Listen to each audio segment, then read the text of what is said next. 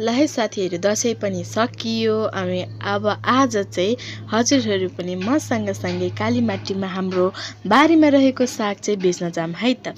So अनि सबैजना सन्चै आरामै हुनुहुन्छ होला है। म पनि एकदम ठिक छु होइन। अनि यो सबै बारीहरू चाहिँ बारीमा भएको सागहरू चाहिँ फुलिसक्यो है। अनि हामीले चाहिँ फुलेको चाहिँ बिउमा राख्ने, बिउलाई राखिदिने, अनि नफुलेको जति चाहिँ उखालेर चाहिँ कालीमाटी लैजाँदैछौँ साथीहरू। 1-2 रुपियाँ भए पनि आम्दानी त हुन्छ नि त। अनि सो त्यही भएर चाहिँ अब हामी चाहिँ यहाँ साग भट्टाभट उखाल्दैछौँ। ल हेर्नु साथीहरू, यति धेरै फुलिसकेको थियो हाम्रो होइन।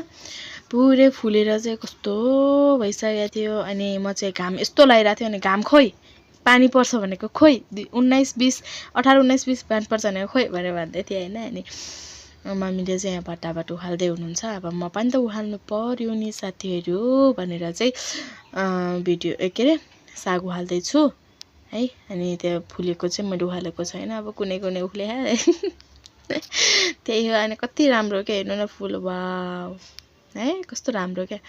अनि यसो म चाहिँ यहाँ छिटो गरेर चाहिँ उखाल्दैछु।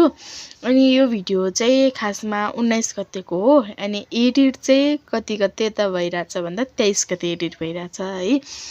अनि त्यही हो, 23 गते भ्याउँदैन क्या। अब उताबाट आयो, साग उखाल्यो, बेच्यो, अनि फेरि मामा घर दौड्यो, यताउता गर्दा गर्दै भ्याएन साथीहरू। अनि त्यही भएर क्या। अनि यहाँ मम्मीले अब मुठा पार्दै हुनुहुन्छ मम्मीले चाहिँ।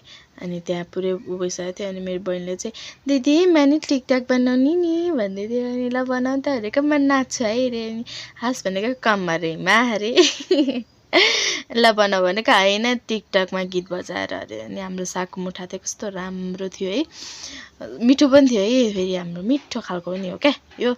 अनि त्यही हो। अनि हाम्रो घर अगाडिको चाहिँ यस्तो थियो। अनि मैले बिहानभरि लाएर चाहिँ यति धेरै कपडा धोएको साथीहरू एक्लैले है। अनि त्यही हो। अनि हामी चाहिँ कालीमाटी लगाएर पनि यहाँ लगाएर दिँदै थियौँ होइन। त्यहाँ गन्दै हुनुहुन्थ्यो अङ्कलले। अनि त्यो बेचेर चाहिँ हामी चाहिँ मोमो खानालाई मोमो होटलमा छिरेको साथीहरू।